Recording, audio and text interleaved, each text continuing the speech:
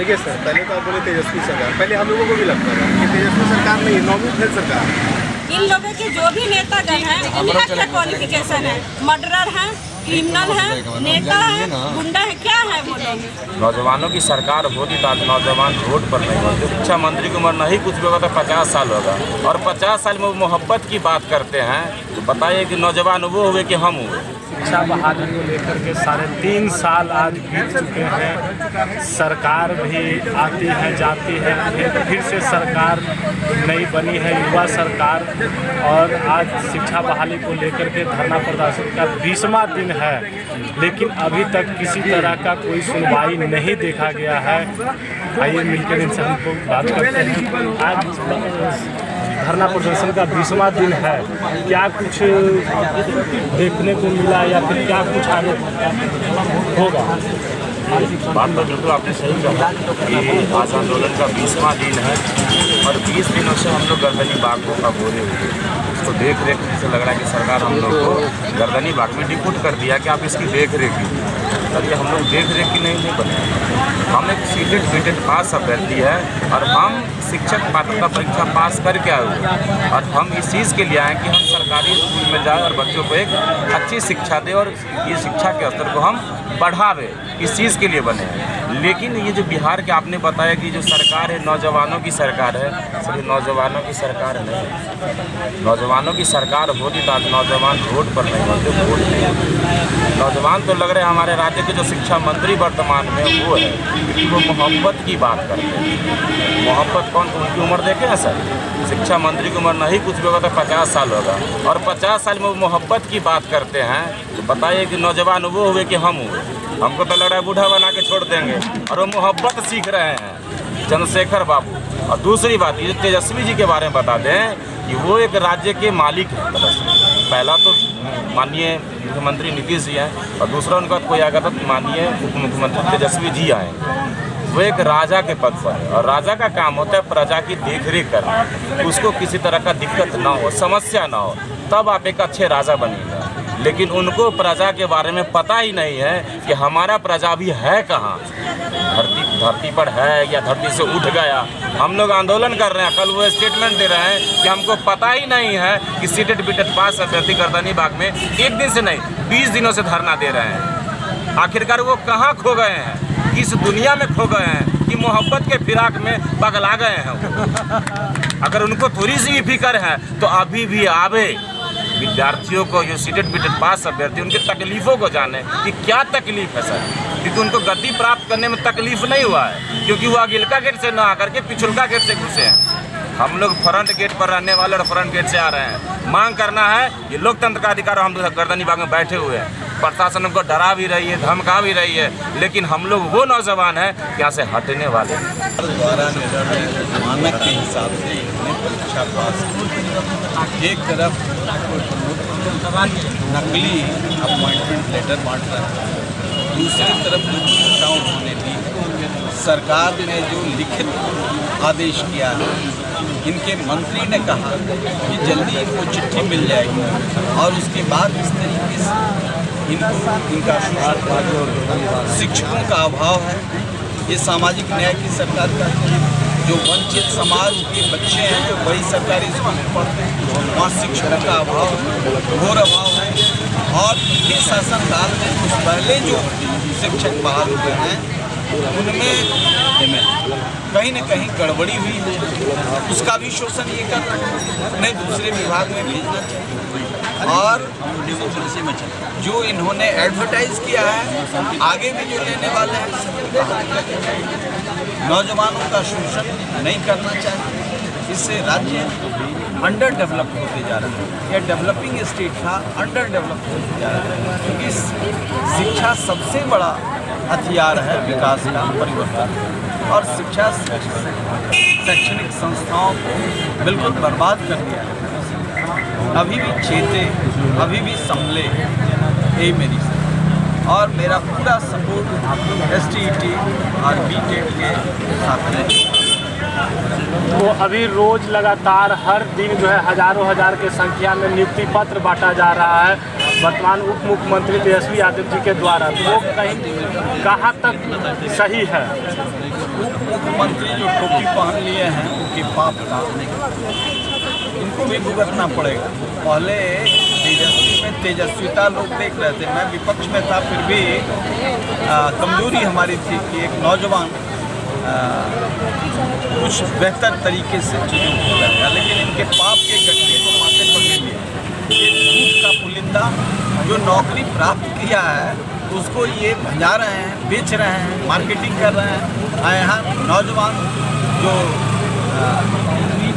80-90 हज़ार बच्चे जो कल से सृजन का काम कर सकते हैं 3.5 साल से सड़क पर और इनका शोषण कर रहे हैं, तो तेजस्वी भी इनके चकमे में पड़ गए और उनके अंदर जो शक्ति थी वह कुंद पड़ रहा है। इसलिए निश्चित तौर से उनको भी इनके पापों का बोझ होने में भुगतना पड़ा। जब ये आकर यहाँ धरना स्थल पे बैठते थे और कहते थे कि हम लोग जो है पहली कलम से 10 लाख रोज़गार जो है देने का काम करेंगे, या तो वो भूल गए इस बात को या फिर जो है उनका कलम खो गया। आपने देखा कि सिर्फ कल एक इवेंट हुआ जिसमें हम लोगों ने एज अ अपोजिशन, जैसे तेजस्वी यादव जी से हम लोग कहते थे अपनी मांगों को लेकर, वैसे हम लोगों ने एज अ अपोजिशन जो है बीजेपी से अपनी मांग रखा कि आप लोग हमारी जो सड़क की आवाज़ है उसको सदन तक लेके जाइए। तो सिर्फ कल हम लोगों की एक मदद मांगने की इस प्रक्रिया से पूरी जेडीयू और आरजेडी की सरकार हिल गई। अभी हम लोग कह रहे हैं, अभी भी चेतावनी दे रहे हैं, तेजस्वी यादव जी विशेषकर आपको दे रहे हैं, क्योंकि हम लोगों ने आपकी डूबी हुई पार्टी को बड़ी पार्टी, सबसे बड़ी पार्टी बिहार में इसलिए बनाया क्योंकि आप नौजवान थे, आप हमारे फीलिंग्स एंड इमोशंस को समझते थे। आपसे ये कहना चाहेंगे कि सिर्फ हम लोगों ने एक दिन अभी अपोजिशन से हेल्प मांगा है तो आपको बौखलाहट हो गई है। अभी बिहार के अंदर अभी अगर आप नहीं सुधरे और नहीं चेते तो हम लोग महात्मा गांधी की तरह दांडी यात्रा निकालने का काम करेंगे सर। और हमारा संगठन 38 जिला में है। आप जो फर्जी नियुक्ति पत्र बांट रहे हैं ना, उसका पोल खोल तो हो ही गया है, पूरा दुनिया और बिहार के लोग तो देख ही लिए हैं कि आप अभी स्टार्टिंग फेज में जो है आप बिहार के लोगों को ठगने का काम कर रहे हैं। उसके बाद जब हम लोग दांडी यात्रा निकालेंगे तो आप फिर कहीं के नहीं रहिएगा, क्योंकि हम लोग 38 जिले में घूम कर आपका पोल खोल करने का काम करेंगे।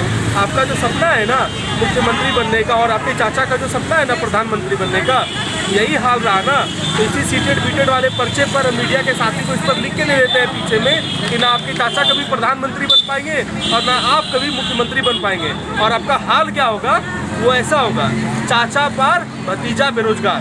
तेजस्वी यादव जी रोज हजारों के तादाद में नियुक्ति पत्र बांट रहे हैं, तो क्या इसमें शिक्षा विभाग का नहीं आता है? नियुक्ति पत्र जो बांटा गया है उसके बारे में हमको ये कहना है कि कहीं तो कोई एग्जामिनेशन हुआ नहीं अभी। नियुक्ति पत्र किसको बांटे हैं ये भी पता नहीं। नियुक्ति पत्र अगर बांटना है तो हम लोग को बांट सकते थे।